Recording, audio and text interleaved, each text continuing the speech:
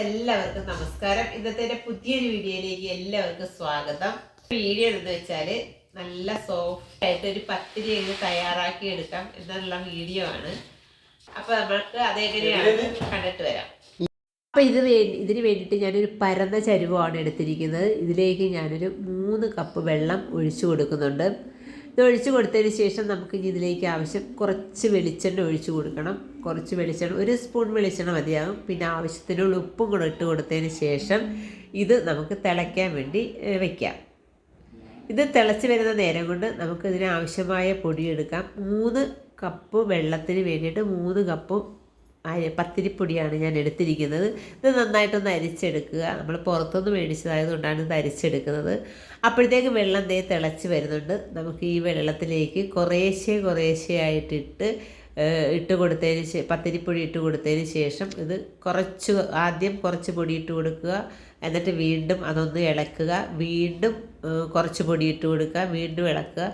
അങ്ങനെ നമ്മളിപ്പോൾ ഇവിടെ 3 കപ്പ് പൊടിയും ഇതിനകത്തേക്ക് ചേർത്ത് കൊടുത്തിട്ടുണ്ട്. ചേർത്ത് കൊടുത്തതിന് ശേഷം ഇത് നന്നായിട്ട് ഒന്നുകൂടി ഇളക്കിയതിന് ശേഷം ഇത് നമുക്ക് കുറച്ച് നേരം ഒന്ന് മൂടി വെക്കണം. 5 മിനിറ്റ് മാത്രം നമുക്കിത് മൂടി വെച്ചാൽ മതിയാകും. എന്നിട്ട് നമുക്ക് അതൊന്നെടുത്ത് കൈ കൊണ്ടൊന്ന് ഉരുട്ടി നോക്കണം പാകമായൊന്ന്. ഇതാണ് ഇതിൻ്റെ പാകം. ഇത് നന്നായിട്ട് പാകമായിട്ടുണ്ട് കേട്ടോ. ഇതാണ് ഇതിൻ്റെ പാകം. ഇനി നമുക്ക് ഇത് ഒന്ന് നന്നായിട്ട് കുഴച്ചെടുക്കണം. കുഴച്ചെടുക്കുന്നതിന് വേണ്ടിയിട്ട് ഞാൻ ഒരു ചെറിയ ബൗൾ എടുത്ത് വെച്ചിട്ടുണ്ട്. അടിപ്പരന്ന ഒരു ബൗളാണ് ഞാൻ എടുത്തേക്കുന്നത്. അപ്പോൾ അതുകൊണ്ട് ആ ചൂട് പോകുന്നതിന് മുന്നേ നന്നായിട്ടൊന്ന് പ്രസ് ചെയ്തെടുക്കുക. അപ്പോൾ ഇത് ആ ചൂടോട് തന്നെ നമുക്ക് നല്ല സോഫ്റ്റായി കിട്ടും. അപ്പോൾ ഇത് കുറച്ച് നേരം ഇങ്ങനെ കാണിച്ചതിന് ശേഷം എന്നിട്ട് ഇത് വേണം നമ്മൾ കൈ കൊണ്ട് നന്നായിട്ട് നമുക്കിത് വീണ്ടും നല്ല രീതിയിൽ കുഴച്ചെടുക്കണം. ഇതിപ്പോൾ നമുക്ക് ചൂടായതുകൊണ്ട് ആ ചൂടോട് കുഴയ്ക്കാൻ വേണ്ടിയിട്ടാണ് ഞാൻ ഇങ്ങനെ ഈ ചെറിയ ബൗൾ കൊണ്ട് ഇങ്ങനെ കുഴച്ചെടുക്കുന്നത്. ഇത് അധികം വെള്ളം കൂടിപ്പോകാൻ പാടില്ല. ഇതാണ് ശരിക്കും ഇതിൻ്റെ പാകം. കുറച്ച് വെള്ളം കൂടിയാൽ നമുക്ക് ഇത് അത്ര പെർഫെക്റ്റായിട്ട് കിട്ടത്തില്ല. അപ്പോൾ ഇത് നമ്മൾ നന്നായിട്ട് വീണ്ടും ഒന്നുകൂടെ കുഴച്ച് റെഡിയാക്കി വെച്ചിട്ടുണ്ട്.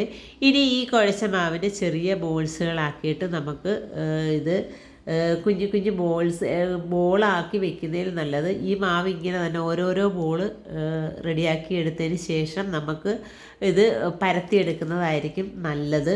ഇപ്പം ഞാൻ ഇത് ഒരു ബോൾ തയ്യാറാക്കി എടുത്തിട്ടുണ്ട്. ഇനി നമ്മൾ ചപ്പാത്തി കല്ലിൽ വെച്ചിട്ട് ഇത് ഒരു പഞ്ചസാരയുടെ ഒരു കവറാണ്. അപ്പോൾ ഇത് നന്നായിട്ട് തുടച്ച് ഞാൻ എടുത്തിട്ടുണ്ട്. ഈ രീതിയിൽ കട്ട് ചെയ്തും എടുത്തിട്ടുണ്ട്. ഇതിൻ്റെ ഉള്ളിൽ എണ്ണ യാതൊന്നും തടവേണ്ട കാര്യമില്ല.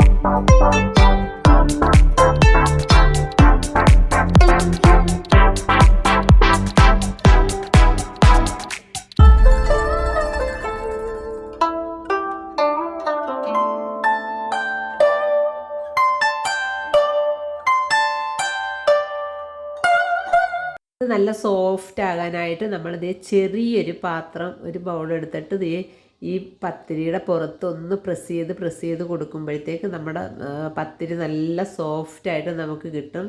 ഇത് ഇങ്ങനെ ചെയ്യുമ്പോൾ നല്ല ഹാർഡായി പോകത്തില്ല. പത്തിരി നല്ല സോഫ്റ്റായിട്ട് തന്നെ നമുക്ക് കിട്ടും.